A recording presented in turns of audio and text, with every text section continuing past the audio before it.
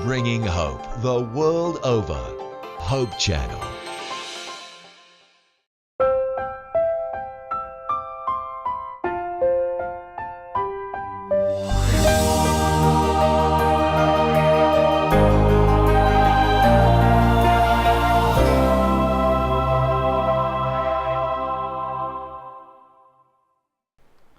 Isang mapagpalang araw po sa inyo lahat, mga minamahal po namin mga taga-subaybay.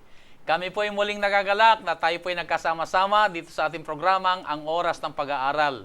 Sa ating puntalakayang ito, kami umaasa na kami patuloy niyo sasamahan at sama-sama natin maging karansan ang masaganang pagpapala ng ating mahal na Diyos. Ako pong muli ang inyong lingkod, Pastor Ben Casimiro. At dito po sa ating talakayan ay muli natin makakasama si Dr. Reuel Almocera. Welcome po, Dr. Almocera. Thank you, Pastor. It's really nice to be here.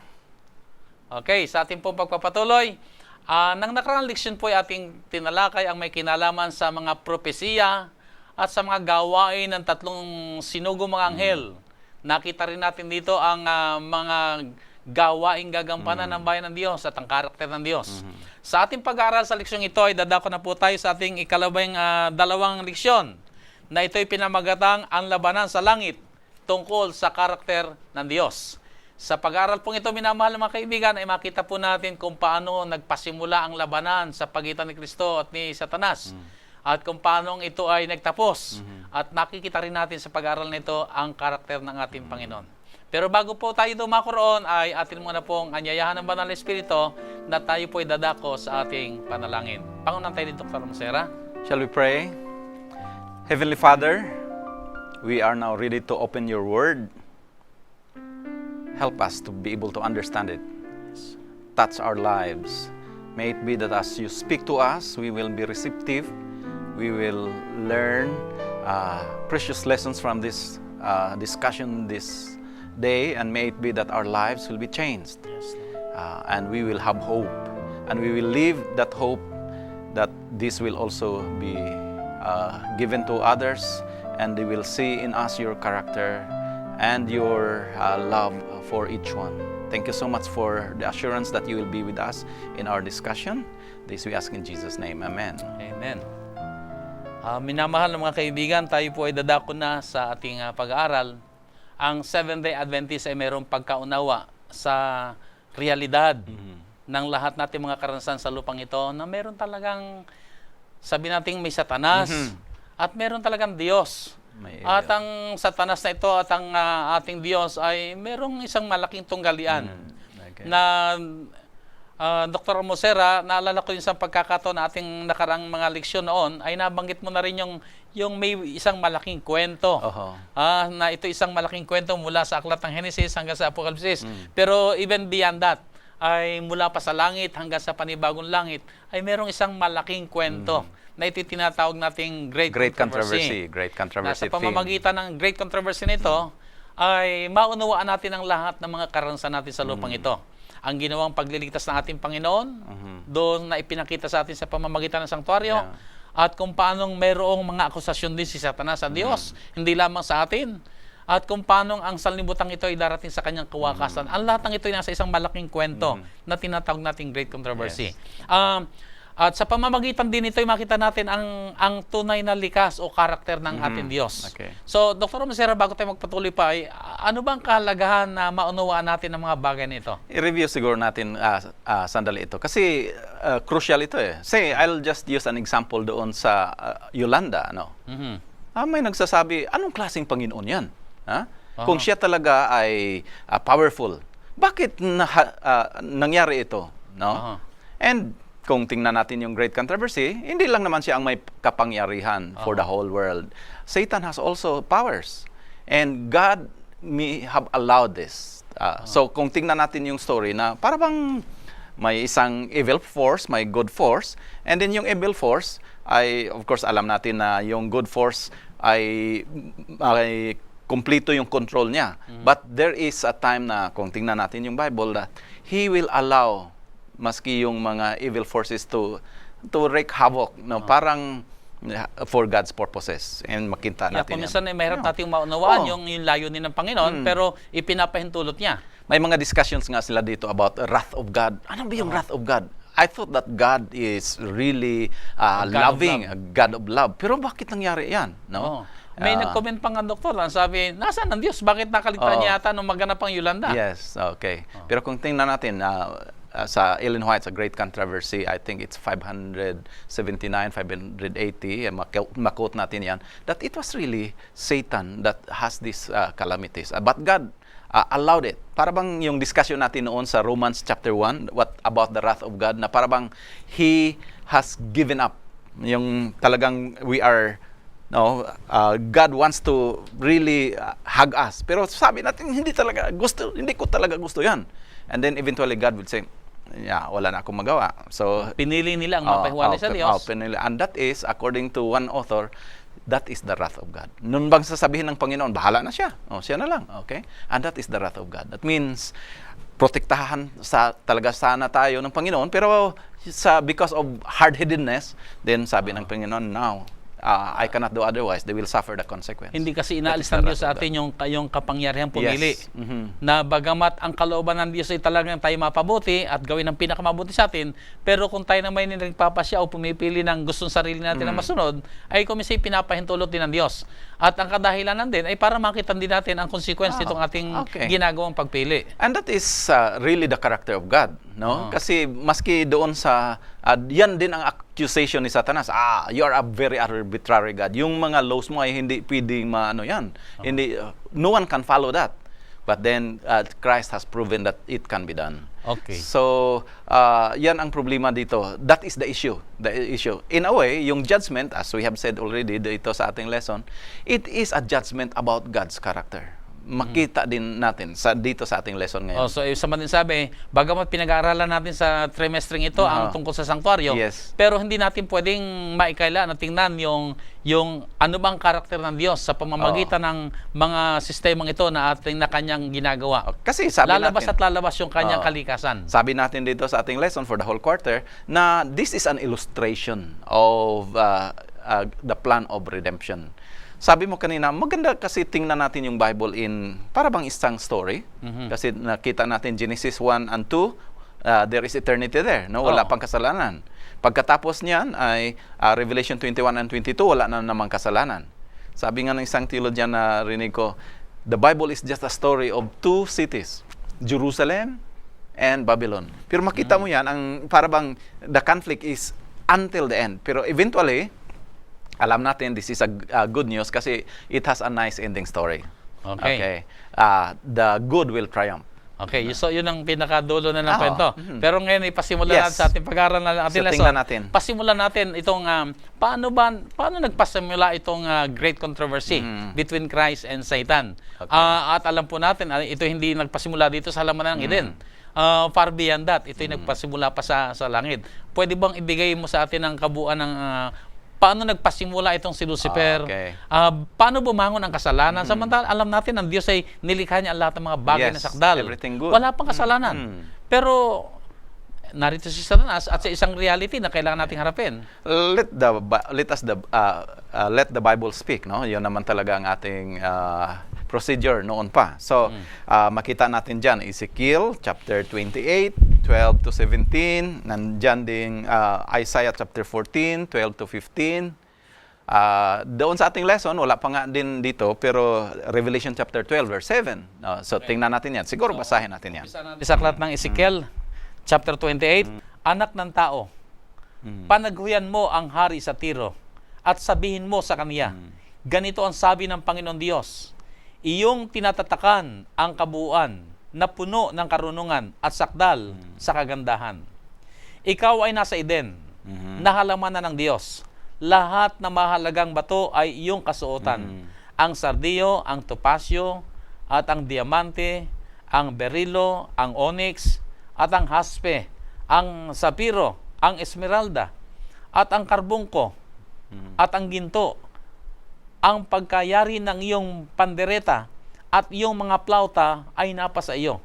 Sa karawan na ikaw ay dalangin, ay nangahanda. Diyan muna sandali tayo. Kasi nagtatanong ang mga tao dito, akala ko earthly king ito, king of Tyre. Pero kung tingnan mo yung kanyang background, it really goes back to the sanctuary. May cherub, no? Covering cherub, yung mga stones doon sa Yun bang garment ng priest nandoon din na mentioned. So, binanggit And nga then it dito was yung, also mentioned the Garden of Eden. So it was not really just about that king of Tyre. It was really So about, sa ibang salita ay makikita natin itong mga larawang binabanggit dito doon din sa sanktuaryo. yung theme like covering cherub. Saan ba yung covering cherub? Kung tingnan natin Nasa sa most holy sanctuary, place. nasa most holy place yun. So this cherub is talagang sasabihin natin na very important doon sa hierarchy, no? At binanggit din dito yung kung bibilangin natin ito, nasa mga siyam na mga bato, na mahalaga mga bato. And then it yun din yung kasuotan ng high priest, na meron siyang marami mga batong yun na binabanggit dito. So it's very clear na ang picture nito ay doon talaga sa sanctuary. Okay, so hindi lang ito basta binabanggit doon sa isang hari, kundi meron talagang pinapatungkulan at ito'y walang iba, kundi ang pagkakalikha kay Lucifer. And then, gayon din, may ano tayo, last natin ng mga earlier lessons natin dito sa ating quarter na yung sanctuary ay isang first earthly sanctuary yung talagang doon sa Garden of Eden. Okay, so, nabanggit dyan. mabuting Okay. aking ipagpatuloy. Sa talatang 14, ikaw ang pinahirang kerubin na tumatakip at itinatag kita na anupat ikaw ay nasa ibabaw ng banal na bundok ng Diyos. Ikaw ay nagpanhikmanaog sa gitna ng mga batong mahalaga. Ikaw ay sakdal sa iyong mga lakad mula sa araw na ikaw ay lalangin hanggang sa ang kalikuan ay nasumpungan sa iyo. Dahil sa karamihan ng iyong kalakal ay kanilang pinuno ang gitna mo ng pangdadahas at ikaw ay nagkasala. Kaya't inihagis kitang parang dumi mula sa bundok ng Diyos at ipinahama kita o tumatakip na kerubin mula sa gitna ng mga batong mahalaga. Ang iyong puso ay nagmataas dahil sa iyong kagandahan. Iyong ipinahamak ang iyong karunungan dahil sa iyong kaningningan. Aking inihagis ka sa lupa. Aking inilagay ka sa harap ng mga hari upang kanilang masdan ka. Okay, so there was some kind of evolution. God created sino? Yung the angel, the morning star, no? Pero it evolved into Lucifer. Tingnan nga din natin sa Isaiah. Siguro ay si Lucifer, yung... No, because of his choice. Dahil sa kanyang kaningningan, dahil sa kanyang kagandahan. Nagpapataas, gusto niyang kung sa ating pampanahon nga ni, lumaki ang kanyang ulo. Nang makita niya ang kanyang kahusayan, ang kanyang kagalingan, ay gusto na niya ngayong makipantay. Yes. Alam mo, may kasabihan sa amin yan sa Bulacan. Sabi, yun ingkang langaw, ay pag nakadako sa kalabaw, ay... parang kalabaw na rin. Gusto niya kasi laki na siya nang umatas pa siya sa kalabaw. Ano? Parang ganito naging karanasan ni Lucifer. At kung i-compare mo siya kay Jesus, Jesus is pababa, no? Yung Nagpapakumbaba. He even became like a servant and even death. Parang talagang nandoon sa lupa. Pero itong si Lucifer naman ay pataas. Habang tinitingnan niya ang kanyang sarili, nakita niya ang kanyang kaganda, lalo siyang umahanga sa kanyang sarili, at lalo siya nagmamataas, at lalo siya nagmamalaki. So siguro ma-reflect natin yan sa ating, sa ating buhay. Kung sino yung pakumbaba, parang Christ-like, no? Pero kung palaging nagpapataas, baka Lucifer-like yan. So bantayan natin ating mga sarili rin, ano? Bagamat magandang tingnan din natin kung ano yung nasa atin at manong mabuti, ang pinakamaganda ay ibalik natin ang papuri sa Panginoon. Pero yung ilalagay natin sa ulo, yung ating maglalaking ulo natin ay ibang usapan ito. Kasi dito sa ating lesson, yan naman. At yun ang pinasimulan ni Satanas mula sa isang maningning na tala sa umaga. Yung salitang Lucifer. Yes. Ay Kasi actually Lucifer, maganda sana. Magandang pangalan ng Lucifer. Pero wala pa akong nadinig na nagpangalan ng bata sa Lucifer. Ano? Wala talaga kasi, lalo na sa Christians, no? Judas, wala din. Pero may nakita akong isang company na Lucent. Galing yan dyan na. Parang yung idea na shining star. Then pa sa Isaiah chapter 14. So tingnan natin. Ano't nahulog ka mula sa langit o tala sa umaga, anak ng umaga. Paanong ikaw ay lumagpak sa lupa? Ikaw na siyang nagpahina sa mga bansa. At sinabi mo sa iyong sarili, ako'y sasampa sa langit. Aking itataas ang aking luklukan sa itaas ng mga bituin ng Diyos. At ako'y uupo sa bundok ng kapisanan, sa mga kaduluduluhang bahagi ng hilagaan. Ako'y sasampa sa itaas ng mga kaitaasan ng mga alapaap. Ako'y magiging gaya ng kataas-taasan. Talagang, for me, I like this kind of God kasi you have the chance to fall. No? Para bang, you have really a freedom, complete freedom. Yung sinasabi ng may nakita akong isang company daw. Doon sa company nila, they are very prosperous. Kasi sabi nila, gusto namin dito. Because you are given the privilege to fail. That means, maka-creative masyado sila. Makita mo yung creative atmosphere kasi you are given a chance to fail. Na para bang hindi, ganun. Para bang stricto masyado. And this is the kind of God that we serve. He is a God of freedom. Pero this happened, in fact, in heaven. Kung basahin mo yung Revelation chapter 12, verse 7, that there was war in heaven, and Michael dito, and his angel then made war with this angel. So dito sa pagbabasa ng ating mga talata, inilalarawan si Lucifer at kung paano siya nagpasimula at kung paano siya naging Satanas. Okay. Na siya ngayon ay meron ngayong pakikipagtalo o pakikipaglaban sa Diyos. So this is the Bible's way of telling us what is the origin of evil. Kasi talagang may evil. O nabanggit mo yung salitang origin, ay makita natin dito, ang kasalanan hindi naman nagpasimula dito sa halamanan ng Eden. Ito ay nagpasimula doon pa sa langit. Yes. Kasi Genesis chapter 1, 2, everything is good. Di ba? Everything is good. But then this came. Kung tingnan natin yung Revelation chapter 12. Pero ang kasalanan ay hindi ba ito sa langit pa nagpasimula na? Parang nga, no? Kasi saan pa nagpasimula ang kasalanan? Yeah. Ay hindi rin kahit ang mga anghel maral hindi nila maisip na saan ba nagmula ang kasalanan. Pero malinaw sa ating pag-aaral na ito'y nagpasimula kay Lucifer. Ay nasaan ba si Lucifer ng panong ito na siya magkasala? Ay di ba siya nasa langit pa? Yeah. There was war in heaven. At nagkaroon ng labanan sa langit, kaya inihagi sila sa lupa.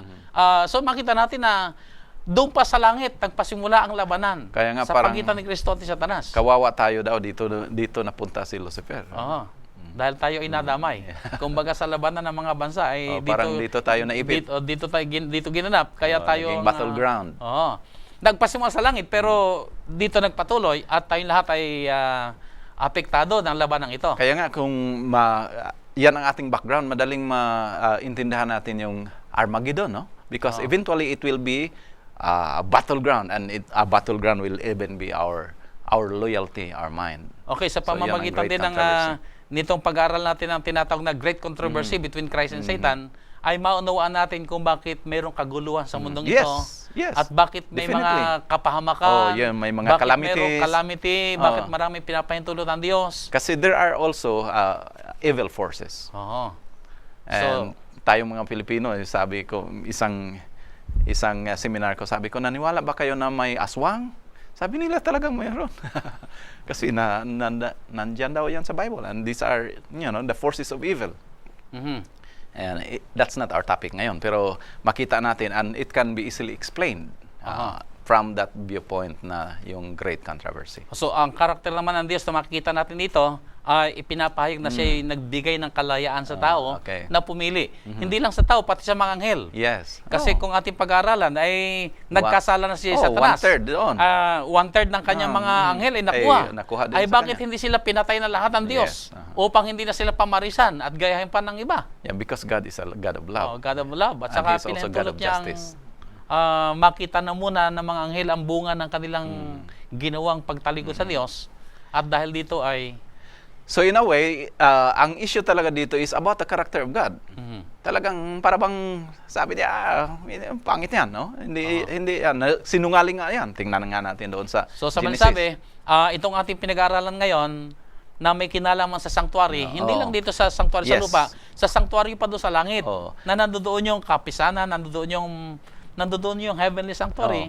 Na nagkaroon na ng digmaan doon cosmic. At nagpatuloy lamang dito sa ating so yung issue na ito ay cosmic, no? Cosmic, yung whole universe. In fact, tingnan natin sa ating lesson mamaya na there are intelligent beings doon sa other heavenly bodies that we are become the theater of the universe. Okay, dito sa ating pag-aaral binabanggit na mayroong mga akusasyon na ginawa sabi nila si Lucifer na naging Satanas. Ay meron siyang mga akusasyon laban sa Diyos. Doon pa sa langit meron na. Pero nagpatuloy dito sa sanlibutan, nanlikhay na si Adan at si Eva ngayon. Alam natin na unang tao sa lupang ito ay si Adan at si Eva. So, yayamang narito na rin si Satanas sa sanlibutan, ay gumawa siya ng mga kanyang mini-misrepresent ang Diyos sa So, pamamagitan ng kanyang mga akusasyon kina Adan at kay Eva Yes. upang sirain ang relasyon Yes. ng Diyos at ng tao. So ano ba yung mga akusasyon na yan? Tingnan Yeah, natin. tingnan natin. Genesis chapter 3, verse 1 to 5. So, para bang tayo na ang naging battleground, no? So, ang loyalty natin sa Panginoon, nandiyan na rin si Satanas. Genesis chapter 3, doon ang ating, nagsimula ang ating story of redemption. Okay, sa Kasi wala sanang kasalanan, and then Oh. it came. Genesis Oo nga, chapter 3. sa Genesis Kapitulo 1 at Kapitulo 2 ay wala walang kasalanan ang doon. lahat ay maayos na nilikha Maayos ng na Diyos. maayos. Ang lahat ay napakabuti. Pero dahil si Satanas nga ay inihagis na dito sa liputan at narito nang si Eva na nilikha ng Diyos, ay di kanya na ngayon pinasok. And that explains also the beginning of sin. Paano, Dito sa lupa. Dito sa lupa. Paano nakarating dito ang kasalanan? Okay, so, so tingnan natin. sa Kapitulo 3, anong talata natin? 1 to 5. Okay, ang wika rito, verse 1. Ang ahas nga ay lalong tuso kaysa alinman sa mga hayop sa parang nanilikha ng Panginoon Diyos. At sinabi niya sa babae, tunay bang sinabi ng Diyos, huwag kayong kakain sa alinmang punong kahoy sa halamanan? At sinabi ng babae sa ahas, sa bunga ng mga punong kahoy sa halamanan ay makakain kami. Datapwat sa bunga ng punong kahoy na nasa gitna ng halamanan ay sinabi ng Diyos, huwag kayong kakain niyaon, ni huwag ninyong hihipuin, baka kayo'y mamatay. At sinabi ng ahas sa babae, tunay na hindi kayo mamamatay, sapagkat talastas ng Diyos na sa araw na kayo kumain niyon ay madidilat nga ang inyong mga mata, at kayo'y magiging parang Diyos na nakakakilala ng mabuti at masama. You see? Grabe ito si Satanas. Kasi he told a lie. Ang daming lies. Hindi na kayo mamamatay talagang. Hindi ba? So dito parang tinutwist niya ngayon ang salita ng Panginoon. At parang nagbigay siya ng doubt. Talagang totoo ba yung sabi ng Panginoon? Na hindi kayo mamamatay? Kakain kayo dyan? Parang sinungaling yan. Hindi kayo mamamatay. And now, because of that, then sin entered. Rebellion. Kasi sin really is disobedience, hindi ba? So dito Sabi yung niya, nakita hindi kayo natin. kakain yan. Dito yung nagtagumpay si Satanas na nagtatanim siya ng pag-aalinlangan, Yes. ng pagdududa, ay si Eva naman ay sumakay naman. Na nagkaroon din siya ng alinlangan nga. Parang disbelieving, no? Na binigyan na niya ng pagkakataon si Satanas ngayon na paniwalaan niya ang mga sinasabi nito. Na yun ay kahayagan na ng kakulangan ng pagtitiwala naman niya sa sinabi ng Diyos.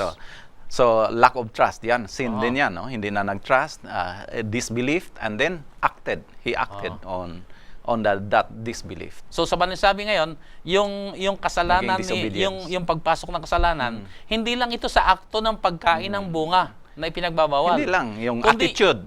Doon pa lang, hindi pa siya kumakain, in-entertain na niya yung isipang may isang yun. attitude, Nandoon na sa puso niya yung akto ng pagkain, kahayagan na lamang yon, ebidensya na lamang yon, na siya ay nahulog na sa kasalanan. So, sin really doesn't come from the hand. It comes from the heart, hindi ba? Yeah, tama po tingnan yun. natin yan nga later na God will also renew our hearts. At yan din ang sinabi ng Panginoong Jesus na siya narito sa lupa, na ano ba yung kasalanan ng Nakita mo pa lang. makita mo pa lamang na nangangalo Nandito niya ka na. na sa iyong puso. Uh-huh. So hindi pa yung akto Yes. ng paggawa mo ng Yes. pangangalo niya, pero pinaglalaro mo pa lamang ito sa iyong puso. Then, ng iyong mga mata ay nagkakasala ka na. That's the beginning of sin.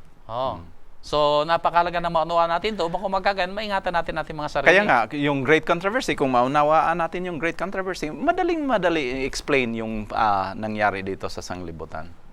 Ano pa ang mga talata natin makita sa Biblia Okay. na nagsasaad ng Yes. itong dakilang tunggalian sa pagitan ni Jesus at Isang Satanas? good example dito yung experience of Job, di ba? Okay. Job chapter 1, 6 to 12. Tingnan natin yan. Okay. Ganito ang wika. Isang araw nga, nang ang mga anak ng Diyos ay magsiparoon na magsiharap sa Panginoon, na si Satanas ay naparoon din naman na kasama nila. At sinabi ng Panginoon kay Satanas, saan ka nanggaling? Na magkagay sumagot si Satanas sa Panginoon at nagsabi, sa pagparoot parito sa lupa at sa pamanhik, manaog doon. At sinabi ng Panginoon kay Satanas, iyo bang pinansin ang aking lingkod na si Job? Sapagkat walang gaya niya sa lupa, na sakdal at matuwid na lalaki. na natatakot sa Diyos at tumihiwalay sa kasamaan. Na magkagay sumagot si Satanas sa Panginoon at nagsabi, natatakot ba nang walang kabuluhan si Job sa Diyos? Hindi mo ba kinulong siya at ang kaniyang sangbahayan at ang lahat niyang tinatangkilik sa bawat dako? Iyong pinagpala ang gawa ng kanyang mga kamay at ang kanyang pag-aari ay dumami sa lupain. Ngunit pagbuhatan mo siya ng iyong kamay ngayon at galawin mo ang lahat niyang tinatangkilik at itatakwil ka niya ng mukhaan. At sinabi ng Panginoon kay Satanas, narito, lahat niyang tinatangkilik ay na nga sa iyong kapangyarihan. Siya lamang ang huwag mong pagbuhatan ng iyong kamay. Sa gayoy lumabas si Satanas na mula sa harapan ng Panginoon. Oh, makita mo, you see, kasi dito, when Adam gave up his kingdom, no? In a way, para bang si Satanas nang nag-represent ng sanlibutan. Parang And this, naibigay na niya naibigyan niya ang kingdom doon Oo. sa kay Satanas. Kasi siya sana binibigyan ng kapangyarihan dito. Nung hindi pa kasi nagkakasala si Adan si Eva, ibinigay sa kanila ng Panginoon ang kapamahalaan dito sa lahat libutan. ng mga kaganapan dito sa lupa. Subalit nang sila magkasala, ay para bang maisuko nila ito kay Satanas. So si Satanas ngayon, parang siya nang nag-represent sa siya lupa. Parang nag-ahari sa lupang ito.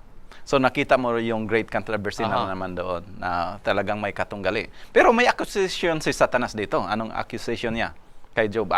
Parang na-bribe mo kasi yan si Job eh. Binigay mo kasi lahat eh. Kaya nga, because of the rewards, yan. So he is makita natin following dito you. yung ugali ni Satanas talaga na mapag-akusa. Parang na para mas sinasabi niya, ay kaya lang naman nagtatapot sa iyo kasi pinagpapala mo. Huwag mo pagpalayin pag hindi ka niya tinakwil.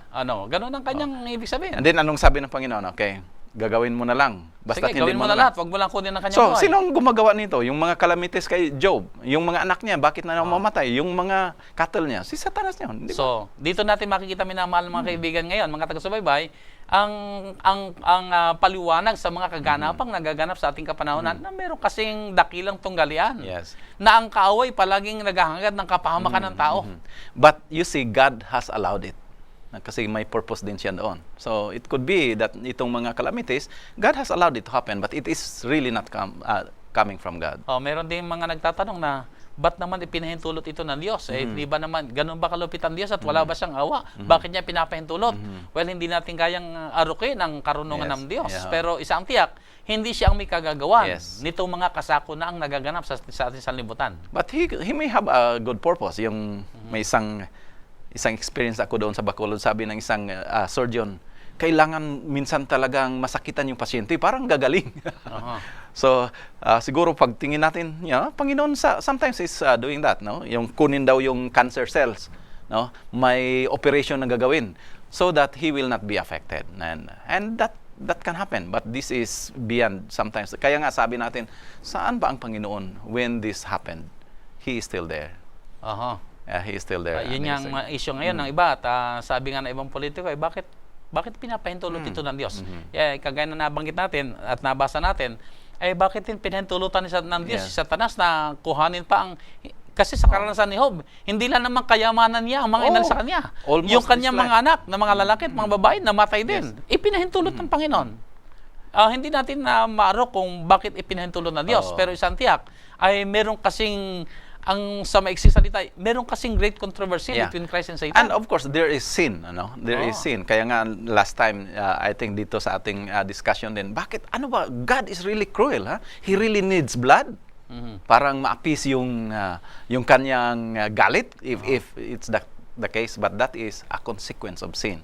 So yung illustration ko na gawa nito is yung candle ba, yung anak ko na maliit pa, gusto talaga niyang i-handle yung candle. Hawakan talaga. And alam naman natin na kung hahawakan niya, ay talagang masaktan siya. Pero, it may be necessary. Parang hindi na yung mga bigger na mga calamities will not happen in the future. And we have experienced, we have allowed it to experience just once. And she learned our lesson. Okay, dito sa ating pag-aaral ay binabanggit. May isang pang example dyan. Okay? May isang example. Yung Zechariah chapter 3 verse 1 to 5. We don't have maybe time so much. Yung Joshua ba as a priest, nandoon din, nag-accuse din si Satanas. So that is, again, an illustration that Satan is there as an accuser. Yung tinatawag nating accuser. Ibig sabihin ay talagang ang gawain ni Satanas ay talagang magbigay ng akusasyon sa Diyos at sa kanyang bayan. Yes, yes. At dito natin makita talaga meron siyang pakikipagtalo. Meron talaga siyang laban sa Diyos. Oho. Para bang kung sasabihin natin na there are intelligent beings in the universe, sasabihin nila, tingnan mo nga yung Panginoon natin, no? Akala natin He's a God of love, tingnan mo. So He is also para bang God is on trial. In a way, the final judgment, it's also a judgment about God. Tayo, maging parang witness kung ano nang nangyari sa ating buhay. Kaya nga yung nag-discuss tayo doon sa judgment. Bakit may judgment pa? Kung sufficient na yung pagkamatay ni Kristo doon sa Calvary.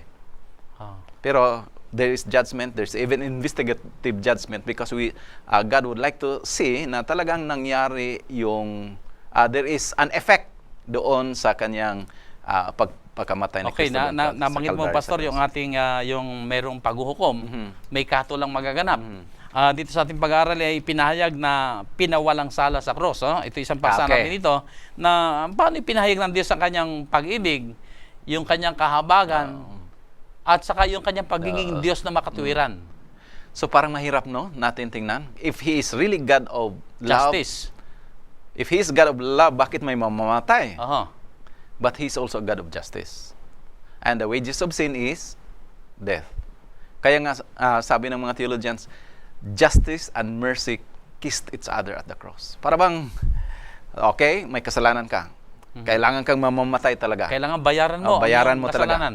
Pero because I love you, for God so loved the world that He gave His only begotten Son, that whosoever believeth on Him, sabi niya, hindi ka na mamamatay because you believe in my Son, then siya na ang mamatay para sa iyo. Cruel, ha? Very cruel. Ang anak pa niya mamatay. Bakit kailangan mangyari yan? Because kailangan mabayaran yung kasalanan. And that is justice. So love and mercy kissed each other at the cross. So doon sa Kalbaryo ay nasumpungan natin ang justice ng Panginoon na dapat bayaran ang kasalanan. At ito talagang binayaran. Pero ang nagbayad ay ang kanyang bugtong na anak. Ang iba nga dyan, sabi nila, what kind of God is this? Na yung isang sinner ay parang mapatawad. At so nakisar na rin nilang Panginoon. Nandoon na naman ang panibagong akusasyon. Pwede bang patawarin mo yan? Dapat yan, hayaan mo mamatayan. So accused na sila. Very soft itong Panginoon na ito. No, we cannot say that kasi nabayaran talaga. In fact, it was costly for Him because it was paid by His Son at death of the cross. May mga nagsasabi na ang kasalanan ay talagang very expensive. Hindi ito mumurahin, hindi ito cheap, na libre lang basta. Bagamat ito'y naging libre, pero tandaan natin, meron nagbayad. Kaya ang kabayaran ay ang buhay mismo ng ating Panginoong Hesus. Kaya nga isang danger yan, no? Doon sa For God so loved the world, parang maging cheap grace na ba? Pwede lang pala tayo makasala kasi nandiyan naman nababayaran. But it really cost a high price for God. Kasi His only begotten Son. Kung tingnan natin si Abraham, yung lamb doon, it was really a representation. So dito nakita natin ang tunay na karakter ng Diyos dito sa Kalbaryo. Yes. Sinanindigan sa pagiging isang makatuwirang Diyos, and at the same time, ipinakita niya ang kanyang pagmamahal at kahabagan sa mga nagkasala.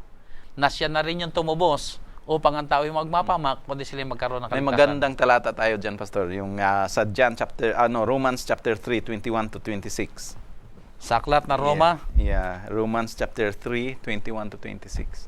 Datapwat ngayon, bukod sa kautusan ay ipinahayag ang isang katuwiran ng Diyos na sinasaksihan ng kautusan at ng mga propeta. Sa makatuwid bagay ang katuwiran ng Diyos sa pamamagitan ng pananampalataya kay Hesukristo sa lahat ng mga nagsisampalataya, sapagkat walang pagkakaiba. Sapagkat ang lahat ay nangagkasala nga at hindi nangakaabot sa kaluwalhatian ng Diyos. Palibhasa ay inaring ganap na walang bayad ng kanyang biyaya sa pamamagitan ng pagtubos na nasa kay Kristo Jesus, na siyang inilagay ng Diyos na maging pangpalubag loob sa pamamagitan ng pananampalataya sa kanyang dugo upang maipakilala ang kanyang katuwiran dahil sa hindi pagpansin sa mga kasalanan na nagawa ng nagdaang panahon sa pagpapahinuhod ng Diyos. Sa pagpapakilala aking sinasabi ng kanyang katuwiran sa panahong kasalukuyan upang siya'y maging ganap at taga-aring ganap sa may pananampalataya kay Kristo. Okay, gusto ko yung atonement. Ano nga yan sa Tagalog diyan? Pag-aaring ganap. No, yung isa pa, yung paging lubag-loob, ano ba yan? Ano? So atonement yan doon sa English kasi. Lubag-loob. Sa atonement, the cover of the sins. Tingnan natin yan, babalik yan doon sa sanctuary, di ba? Yung imagery diyan. But it tells us that God is a righteous God. Kaya nga, at the end of the judgment, anong masabi ng mga tao? Maski people, siguro, even those who are not saved, sabi nila, you are really a righteous God. Talagang... Ito yung nasa banal na kasulatan sa aklat ng Apokalipsis, na bago sila tuluyang kainin ng apoy ng you impyerno, are really a righteous. ay magdideklara ang lahat ng mga tao. Matuwid yes. at masama ay magpapahayag, ang Diyos ay matuwid sa kanyang paghatol. And then he will be declared righteous. And because this is the controversy, in a way, the great controversy is about the character of God. So nakita natin na So at the cross, pinawalang sala, napawalang sala ang makasalanan doon sa cross. So even at the cross, parang he is declared really righteous. Kasi talaga bang pwede naman sana wala na lang mamamatay, ha? Pero yun ang kahilingan kasi ng kasalanan eh. Yes. Hindi So pwede sabihin na, sige, total naman, nandiyan na yan, kalimutan na lang natin yan. Hindi. Meron talagang demand. At justice ay naghahabol talaga. Ang hustisya ay naghahabol talaga na meron dapat magbayad sa kasalanan. Kaya dito ipinahayag ng Diyos, ang Diyos ay matuwid sa kanyang paghatol, ginawa niya ang dapat gawin, iniligtas niya ang tao. Dito nakita yung kanyang pagiging matuwid ng Diyos, at ipinakita rin niya ang pagiging isang Diyos ng pag-ibig. So, dito sa Kalbaryo. He's a God of love and at the same time a God of justice. May pinapahayag din na pinawalang sala sa paghukom. Okay. Ito isang subtopic natin sa lesson natin. Yes. Paano pinawalang sala So doon sa paghukom, it's sa also a panahon ng demonstration. It's also a demonstration that God is a God of love and of justice. So paano mangyari yan? Anong mga expressions natin dyan sa Bible, for example? I like this Philippians chapter 2, 5 to 11. So ibig sabihin ay makita natin dito ang isang karakter muli ng ating Panginoong Hesus sa aklat ng and also maybe before going there, punta muna tayo sa Psalms chapter 96, 10 and 13. Sabihin ninyo sa gitna ng mga bansa, ang Panginoon ay naghahari. Ang sanlibutan naman ay natatag na hindi makikilos. Kanya nga hatulan ng karapatan ang mga bayan. So, He's a God of... then, Revelation 16, 5 and 7. Nabanggit na natin yan kanina. Pero sa aklat ng Apokalipsis, yes, talatang 16:5, then jump to 7. At narinig ko ang anghel ng tubig na nagsasabi, matuwid ka na ngayon at ng nakaraan, o banal, sapagat humatol ka na gayon. So dito pinapakita ang Diyos ay Diyos na so because of His matuwid judgment, sa kanyang paghatol. His judgment manifest na talagang He is really righteous. So paano ba yan, maggawa kaya tayo ng mga illustrations? Kasi judgment ay magbigay ng katotohanan yan, hindi ba?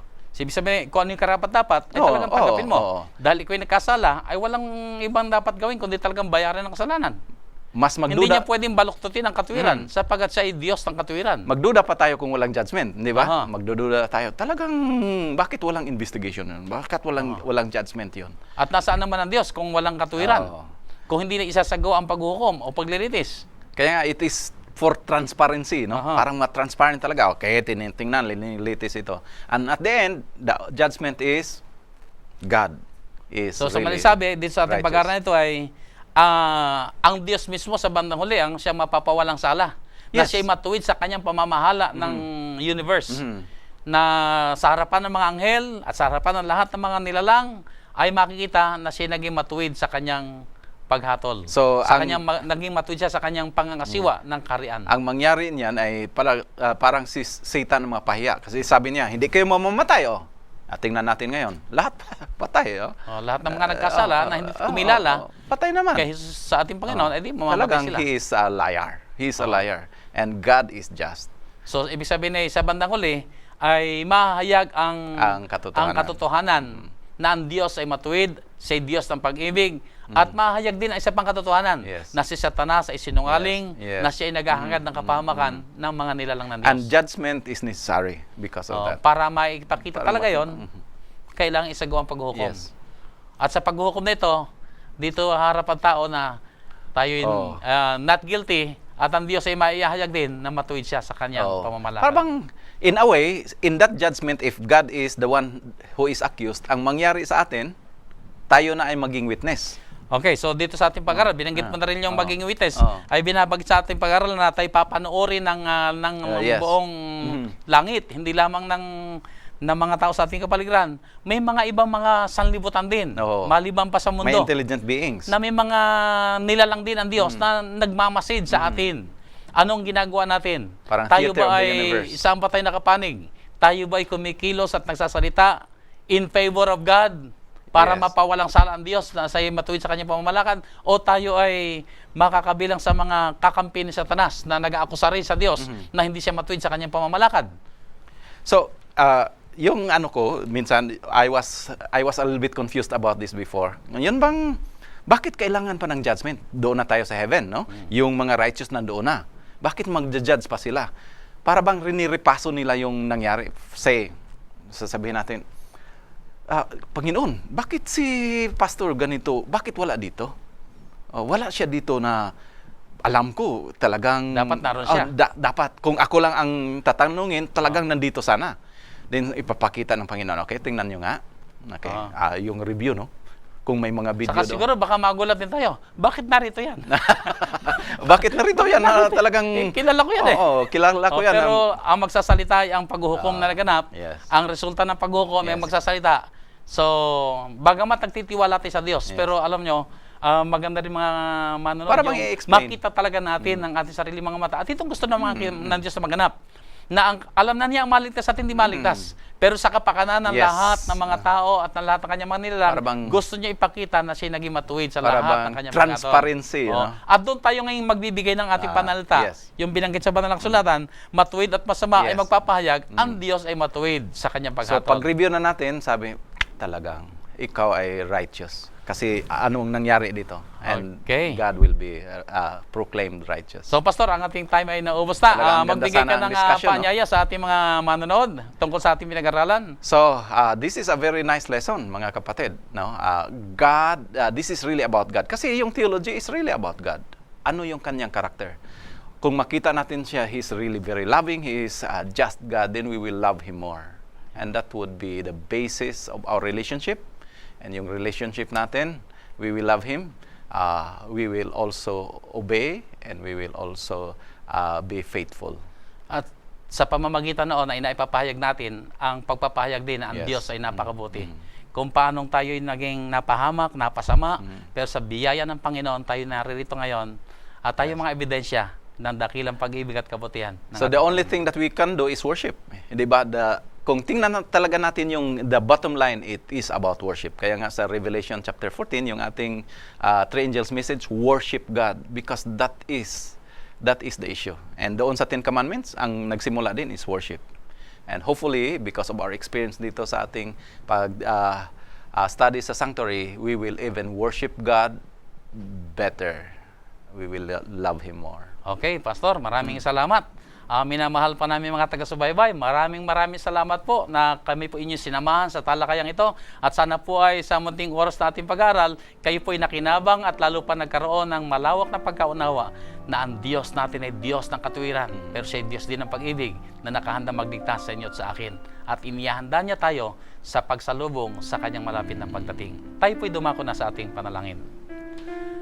Dakila at mahal naming Diyos na nasa langit, muli po kami nagbabalik sa inyo ng mga papuri, ng mga pagpapasalamat, na kayo ay Diyos ng katuwiran, Diyos ng pag-ibig, Diyos na siyang aming Ama na palaging naghahangad ng ikabubuti namin. Muli po kami nagtatalaga sa inyo at hinahangad po namin, O Diyos, kami ganap ng pagharian ng inyong banal na Espiritu. Akayin, Panginoon, ang aming mga puso, ang aming mga kaisipan sa tuloy-tuloy na pag-ibig sa inyo, pagpapasakop sa inyo at pagganap ng inyong mga kalooban, sapagat alam namin, O Diyos, kay Diyos ng pag-ibig At kami, Panginoon, ay naglalagak sa inyo ng aming pagtitiwala.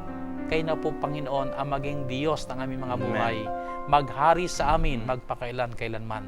At ngayon, Aman Diyos, matapos namin kayo makilala sa pamamagitan ng pag-aaral na ito, maunawaan ang dakilang tunggaliang nagaganap sa lupang ito. Hawakan niyo, Panginoon, ang aming mga kamay. Akayin po ninyo kami, O Diyos, na kami lalo lamang magtalaga sa inyo, magtiwala sa inyo, at hayaan po ninyo kami mamuhay na nagpapahayag, kami inyong mga anak, na nagpasya na magpasakop ng lubos sa inyo, at ang inyong kalooban ay maghari sa bawat isa sa amin. Panaganain kami, Panginoon, sa inyong biyaya, sa inyong pag-ibig, sa inyong kagalakan. Pagyamanin pa kami, Panginoon, sa pananampalataya at pagkakilala at pagkaunawa ng inyong banal na kalooban. At sa inyong kapangyarihan na rin, O Diyos, akayin po kami sa kabanalan hanggang sa dumating, Panginoon, na sandali, ganap na naming maipahayag ang kagandahan ng aming Panginoon. Igawad po sa amin ngayon, Ama, ang inyong masaganang basbas. Pagyamanin kami, Ama, sa inyong kagalakan. Alang-alang po ang lahat sa banal na pangalan ng aming Panginoong Hesus. Amen. Muli, mga minamahal po namin mga taga-subaybay, maraming salamat po na kami nyo sinamahan, at sana po sa darating na linggo, minsan pa po kami nyo samahan at tayo po ay magkaroon ng masiglang pagtatalakayan sa salita ng ating Panginoon, at tayong lahat managana sa kanyang mga pagpapala at kabutihan. Maraming salamat, magandang araw po sa inyong lahat.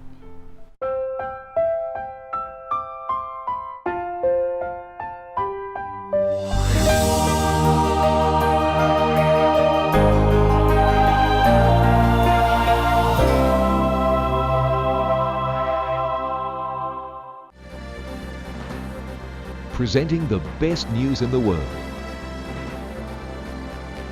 You're watching the Hope Channel. Welcome to IS Graduate School and Seminary. Operated directly by the General Conference, offers master's and doctoral programs, theology, business, and education, a master's of public health. Join the students on this beautiful tropical campus right in the Philippines. Hope Channel viewers are loyal, encouraging friends and neighbors to watch. Why? Our viewers believe that Hope Channel not only enhances living, but changes lives through its compelling lineup of programs. Documentaries take subscribers around the world and back through time, visiting places where history was made. Fascinating biographies open up the lives and times of people who made a difference. Travel programs transport the viewer around the world, demonstrating how people work together to make a better planet. Inspirational programming challenges viewers to experience the joy of discovering faith values and offer spirituality as an important part of a balanced lifestyle.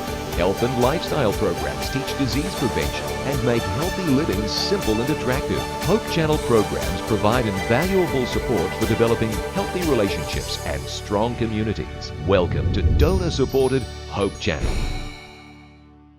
You are cordially invited. Every Saturday, Seventh Adventists around the world meet together to worship God, and we invite you to join us in Sabbath worship.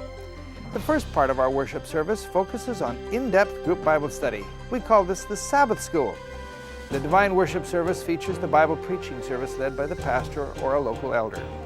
The entire service features prayer, enthusiastic singing, music, and fellowship. We extend a warm invitation for you to join us.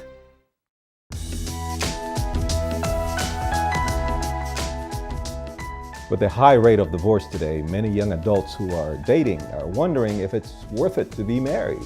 Is it possible to be happy in marriage? Well, one of the challenges of marriage is that oftentimes people are either too negative or too idealistic about their relationship. Marriage can be great, but because no one is perfect, there are no perfect marriages. So couples need to learn that there will be bumpy times as well as great times. And because of that, they need to realize that people will make mistakes. And so you need to learn to be forgiving, understanding, and realize that there's no perfect marriage because there are no perfect people. But if you are aware of that fact and you know that marriage is difficult, then you can prepare yourself and respond in a way that's constructive and that can build your marriage.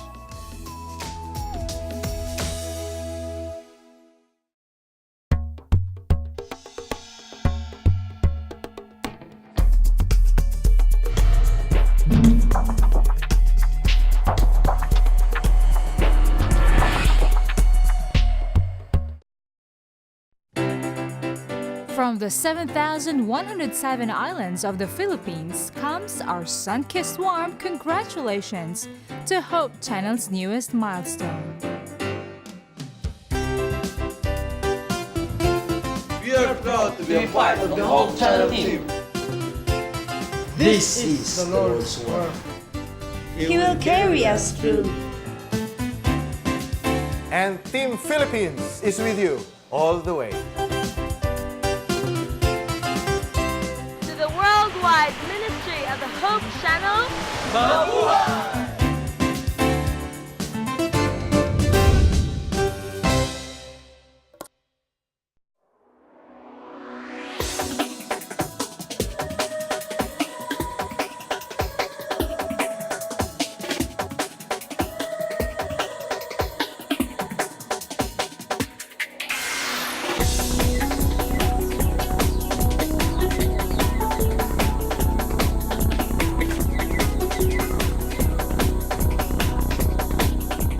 Have you ever wondered if all the money spent on television is worth it? How much impact can a television program really have? In the early 1970s, Pastor Henry Feyerabend was invited to work with the Portuguese-speaking community in Toronto, Canada. There were approximately 250,000 Portuguese-speaking people in that city, and at that time, there was no Adventist presence among them. God impressed Pastor Feyerabend to create a television program to reach this group.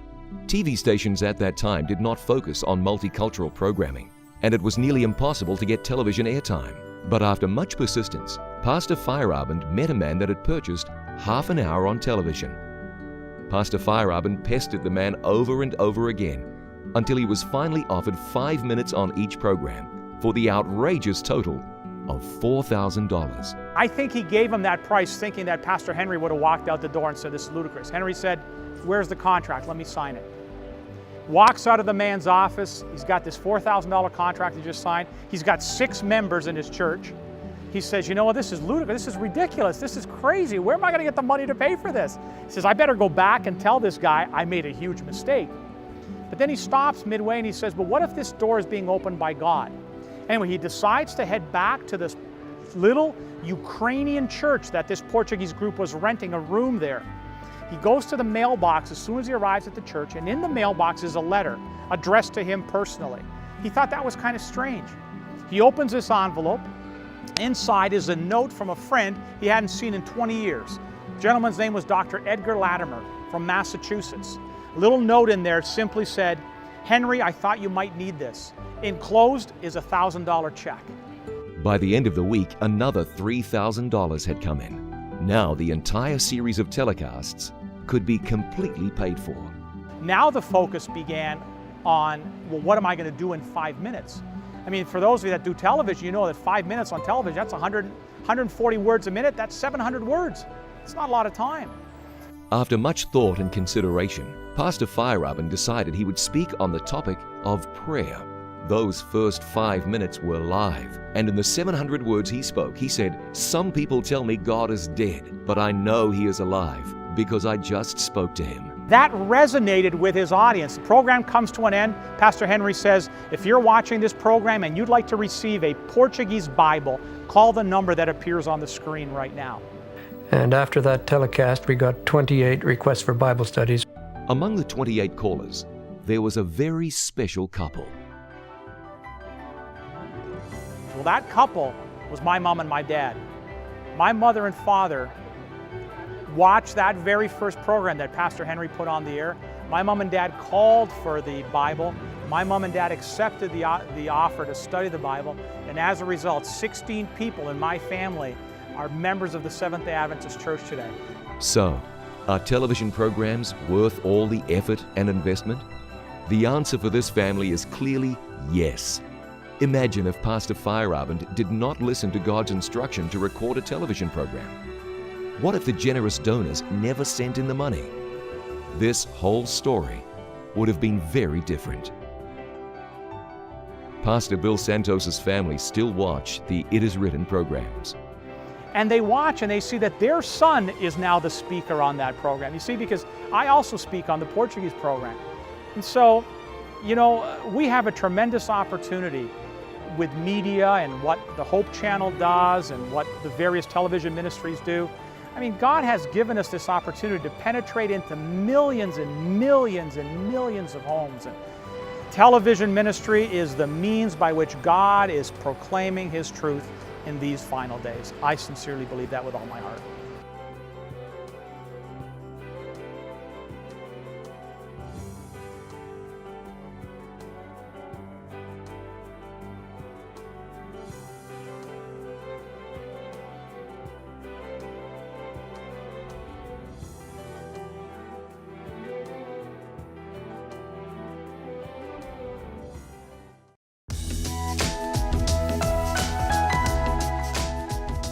Do you find parenting a challenge? If so, you're not alone. Well, there are three major styles of parenting: authoritarian, permissive, democratic. Authoritarian style of parenting is that kind of parenting where you either reward or punish your children. Parents who parent this way yell, scream, hit, and it's just not a very good way of parenting. It also models for children how to problem solve, and this is how they solve their conflicts. Well, permissive parents oftentimes don't set any boundaries, and so their kids have a lot of freedom but no limits. And what happens with that is that kids have a difficult time functioning in society. So the best option probably is to be a democratic parent where you balance freedom and limits and help your children make wise choices.